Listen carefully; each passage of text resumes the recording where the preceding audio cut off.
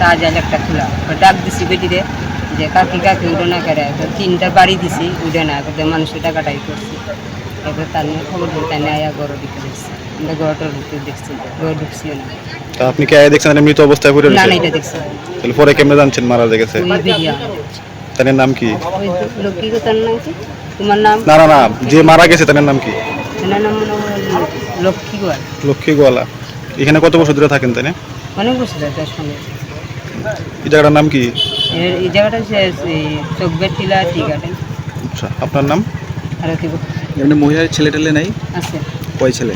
তিনটি তারা থাকে কোথায়? দিল্লি তাদের কাছে খবর পাঠাইছেন? হ্যাঁ তিনটি ঘটনার আপনি কি ভাবতেছেন কি হইতে পারে? এটা আমি ঠিক করতে পারতাম না আমি লক্ষ্মীর দিকে খালি ডাক দিয়ে আমি মানুষের ডাকছি আমি ঘরের দিকে চাইছিও না কি হয়েছে না কারণ সবসময় সকালবেলায় বেটির দিকে চাউ খাইছে না আজকে উঠছে না তাই বসে জ্বর এমনি ঘুমাই দিচ্ছে বেটি ডাক শব্দ না করেনি মানুষের আমাদের সকালবেলা আমার ওয়ার্ডের স্থায়ী বাসিন্দা আরতি ভক্ত স্বামী মনু ভক্ত উনি সকালবেলা আমার ফোন করতেন ফোন করে বলতেছে যে আমরা এখানে যে বৈষ্ণব একজন থাকতো এখানে তো সকালবেলা দেখতেছি আয়া সাইডে টিনের সাইডে কিছু মাটি খুঁড়েন না তারও সঠিকভাবে করতেছে না যে আপনি একটু আয় না এছাড়া বিষয়টা তখন আমি আইলাম আইসারা এখানে কথা মতো জায়গাটা ঠিক আমি সঙ্গে সঙ্গে পায়খানাতে ফোন করলাম জানাই